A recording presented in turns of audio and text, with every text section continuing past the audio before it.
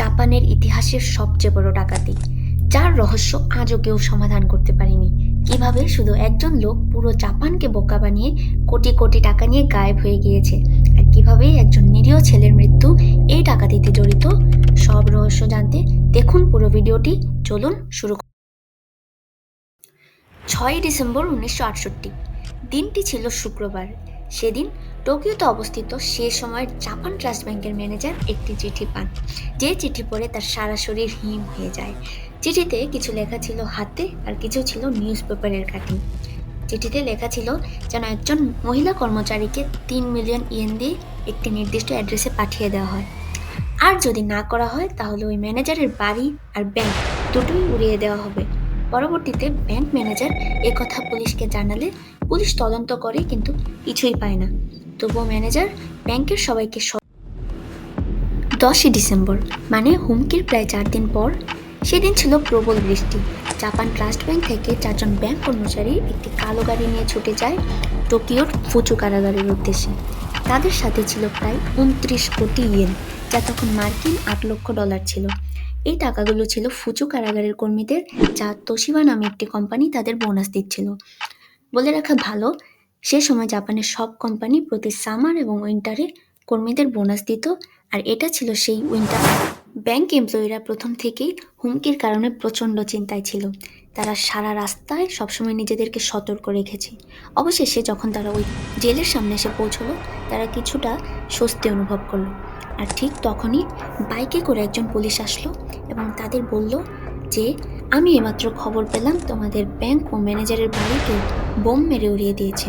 আমার কাছে এও তথ্য আছে, এই গাড়িতেও কেউ বোম লাগিয়ে রেখেছে, আমাকে চেক করতে দাও।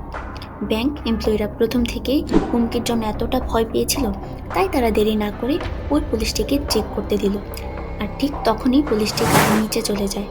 একটু পরে পুলিশটি বলতে থাকে, এটাতে বোম আছে, এটি বিস্ফোরিত হবে, আপনারা পালিয়ে যান। আর ঠিক তখনই ওখান থেকে আগুনের শিখ, আর তখন তারা ভয়ে রাস্তার ধারে পালিয়ে যায়। তারা যখন ফিরে আসে তখন দেখে সেখানে গাড়িটি আর নেই।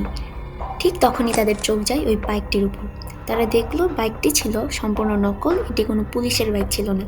তাদের বুঝতে আর বাকি রইল না যে তাদের প্রায় 3 মিলিয়ন ইয়েন চুরি হয়ে গিয়েছে, এবং সবটাই ছিল একটা সাজানো নাটক।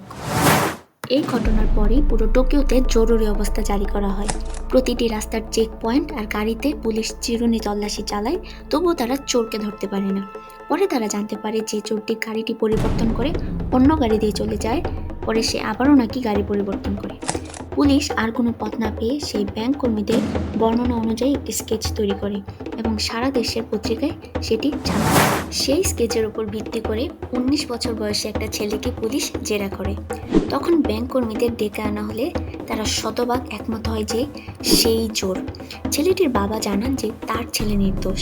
তখন ছেলেটির বাড়িতে তল্লাশি চালানো হয় এবং কোনো টাকা পাওয়া যায় না, কিন্তু তার আগে ছেলেটি পটাশিয়াম সায়ানাইড খেয়ে সুইসাইড করে। পরে ব্যাংক কর্মীদের আবারও জিজ্ঞাসাবাদ করা হলে তারা জানান যে তারা চোরটির মুখ ভালো করে দেখেননি, এবং পুলিশ সেই স্কেচটিকে। এই কেসটির তদন্ত প্রায় 7 বছর ধরে চলে, যেখানে প্রায় 9 মিলিয়ন ইয়েন খরচ হয় এবং 1,70,000 পুলিশ সক্রিয়ভাবে তদন্ত করে। অসংখ্য মানুষকে জিজ্ঞাসাবাদ করা হয়, তবুও চোরকে ধরা যায় না। মাঝে একজন বাবা তার নিরীহ সন্তানকে হারালো। 1988 সালে এই কেসটিকে সম্পূর্ণভাবে ক্লোজ করে দেওয়া হয় এবং সেই চোর আজও অধরায় থেকে যায়। কেমন লাগলো এই ভিডিওটি অবশ্যই জানাবেন।